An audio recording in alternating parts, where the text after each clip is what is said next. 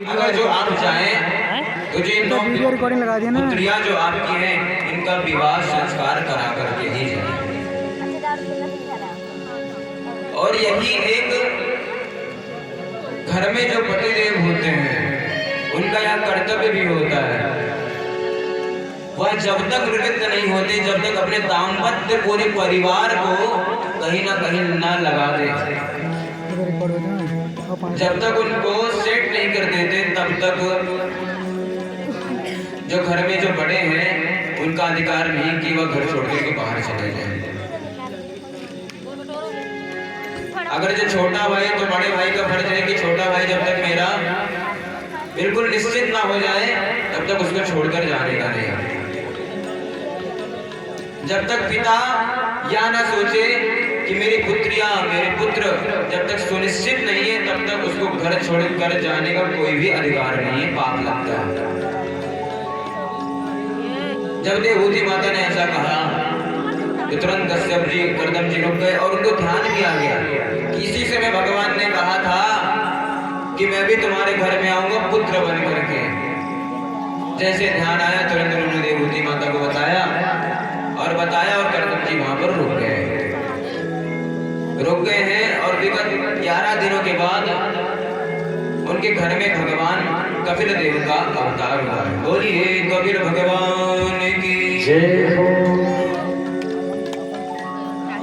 कपिल भगवान का अवतार हुआ है क्योंकि भगवान ने कर्दम जी को पहले ही यह वरदान दे चुके थे कि हे पुत्र, मैं अभी तुमको पुत्र बुला रहा हूं, परंतु एक दिन ऐसा आएगा कि तुम मुझे पुत्र बुलाओगे।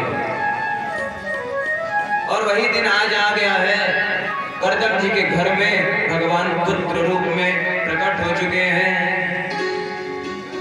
जब पुत्र रूप में प्रकट हुए, पूरे लोक में पता चला, ब्रह्मा आदि देवताओं को, सब लोग, हम लोग जब किसी के घर जाते हैं, जब पुत्र वगैरह होता है तो बधाइयां लेके जाते साथ में। ब्रह्मा जी, सरस्वती माता, इंद्रदेव, गरुड़ जी ने छत्र लेके आया भगवान के लिए। मतलब सब देवों ने भगवान के लिए कुछ ना कुछ बधाइयां लेकर के आए।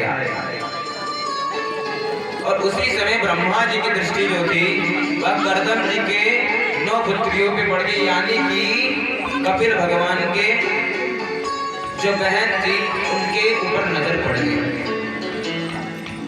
और ब्रह्मा जी जो थे वो अपने 9 पुत्रों के साथ में आए थे।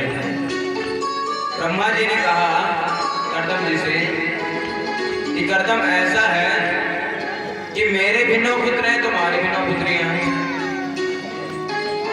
तो इनका क्यों नहीं यहाँ पर ही दोनों 9 लोगों का जोड़ा सेट कर देते हैं। कर्दम जी ने कहा, वाह, इससे अच्छी बात क्या है, मैं भी निवृत्त हो जाऊंगा। और इतने अच्छे कुल में विवाह करना यानी सौभाग्य की बात है।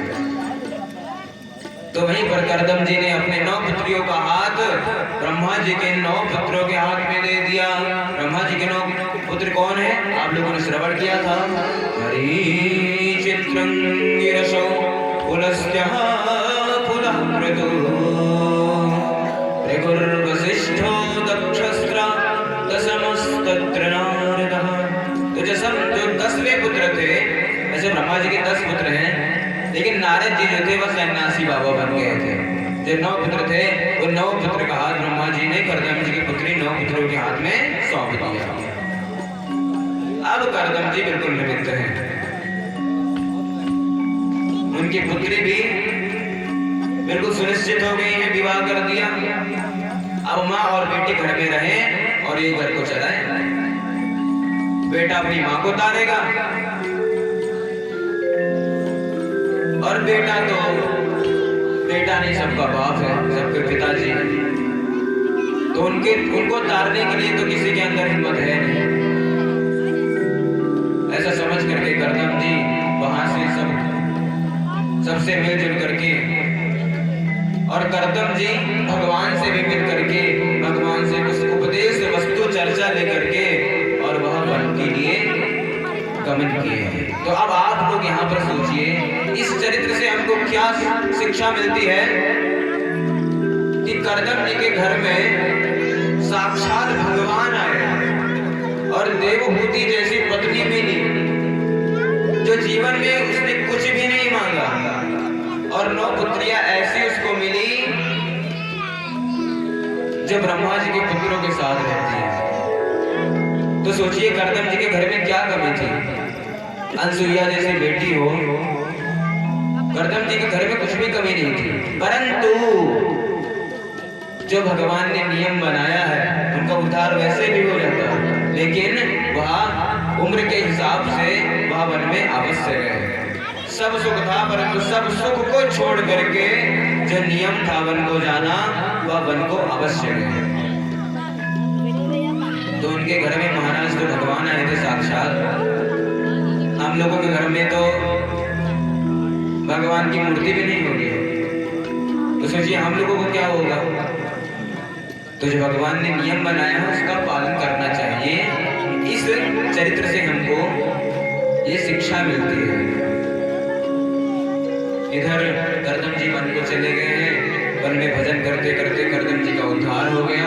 उद्धार वैसे भी हो गया था, और वन करते करते भजन करते करते उनका वैसे भी उद्धार हो गया। और इधर एक दिन देवहूति माता खिलचित बैठी हुई थी, और जो कपिल देव भगवान थे, देवहूति माँ के पुत्र, वह ध्यान में समाधिस्थ बैठे हुए थे। तो देवहूति माता एक दिन जाकर के अपने पुत्र के पास बैठ गई। सब माँ चाहती हैं कि अकेले में पुत्र मेरे से बात करे, चर्चा करे। एक दिन जाकर के देवहूति माता